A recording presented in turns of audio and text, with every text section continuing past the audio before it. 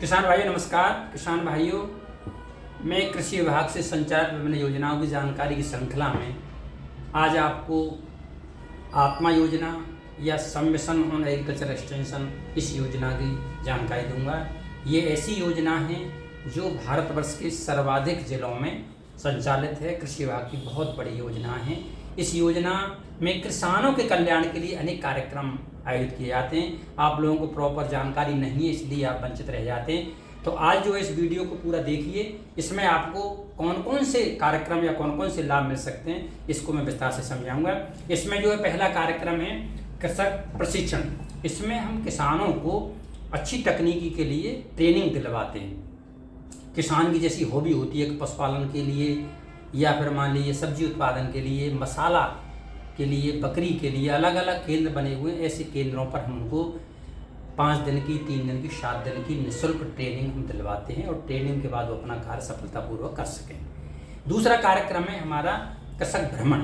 कृषक भ्रमण में भी हम किसानों को ऐसी जगह उनकी रुचि के अनुरूप भ्रमण करवाते हैं जहाँ उनके ज्ञान में वृद्धि होती है, इजाफा होता है और वो देख करके वहाँ अच्छा उत्पादन कर सकते हैं। जैसे कि सब्जी के लिए हम भारतीय सब्जी अनुसंधान केंद्र बनारस, बकरी पालन के लिए CIRG मखदूम फरे, या सरसों के लिए हम भारतीय सरसों अनुसंधान केंद्र भरतपुर, इसी तरह नियाम जयपुर में मतलब मसाले से संबंधित अलग अलग जगह जहाँ जहाँ जो फेमस है ऐसी जगह पर हम किसानों को भ्रमण करवाते हैं। भ्रमण के देख करके किसान जो है अच्छी टेक्नोलॉजी को सीख करके आता है। तीसरा कार्यक्रम है हमारा सामान्य प्रदर्शन। सामान्य प्रदर्शन का मतलब ऐसा है कि किसान के खेत में जो पैदा होता है वो कहीं कम पैदावार कम होती है, तो कैसे उसकी पैदावार बढ़े इसके लिए हम सारी टेक्नोलॉजी को लगाते हुए किसानों के खेत में प्रदर्शन आयोजित करवाते हैं। इन प्रदर्शनों में किसानों को कृषि निवेश पर कुछ अनुदान दिया जाता है और टेक्नोलॉजी भी दी जाती है। प्रदर्शन पर सामान्य तौर पर एक डेमोन्स्ट्रेशन में 4000 रुपये सरकार का व्यय होता है। अगला कार्यक्रम है हमारा समूह गठन। हम जो है किसान कैसे मिलजुल करके कार्य करें, समूह बना लें। उन समूह को बनाने के लिए भी हमारे कर्मचारी वहाँ पर जाकर के मोटिवेट करते हैं और समूह गठन में मदद करते हैं। तो ये समूह गठन भी कृषि विभाग के द्वारा इस आत्मा योजना में किया जाता है। अगला कार्यक्रम है कृषक पुरस्कार। हम जो है कोशिश ये करते हैं किसान अधिक से अधिक उत्पादन ले। इस उत्पादन के लिए हम किसानों में कंपटीशन, एक प्रतिस्पर्धा हो कि हमें जो किसान अच्छा उत्पादन करता है, अच्छे उत्पादन करने वाले किसानों को हम पुरस्कृत करते हैं।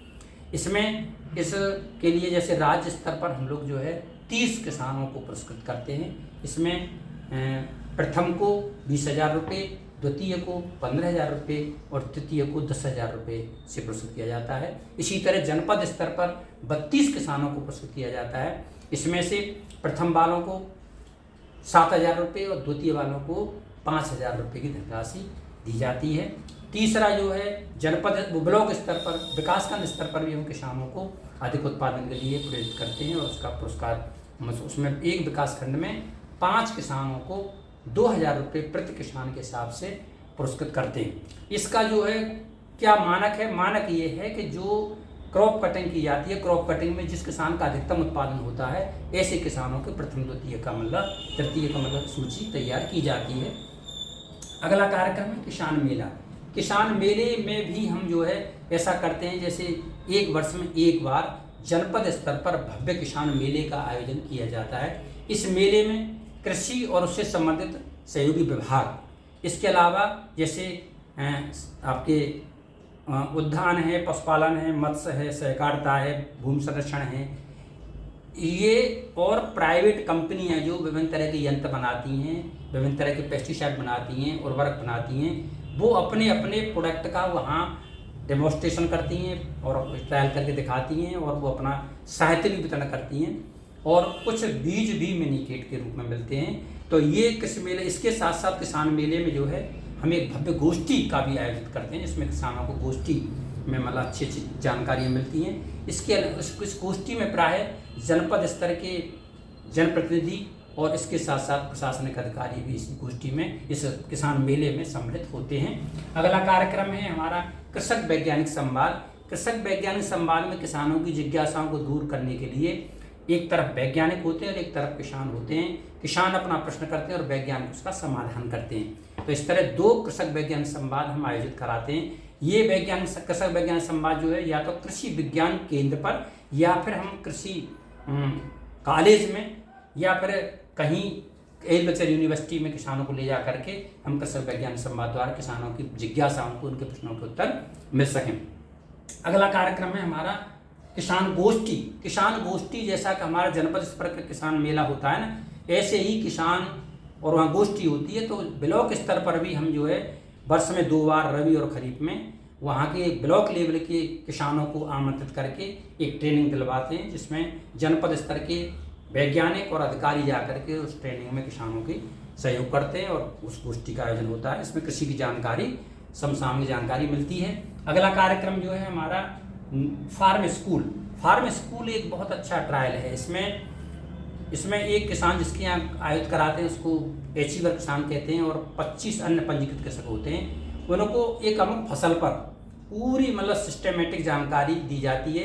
पूरे फसल सीजन में 6 बार उनको निःशुल्क ट्रेनिंग भी दी जाती है, साहित्य वितरण किया जाता है और उनको कुछ चीज़ें प्रैक्टिकल में करवा करके दिखाई जाती हैं। सरकार का जो है फार्म स्कूल पर काफ़ी अच्छा व्यय हो जाता है। एक फार्म स्कूल पर 29,414 रुपये व्यय होता है। इसके आधार पर किसान जो है सीखते हैं और सीख कर अन्य किसानों को बताते हैं। अगला कार्यक्रम हमारा किसानों को निःशुल्क साहित्य वितरण।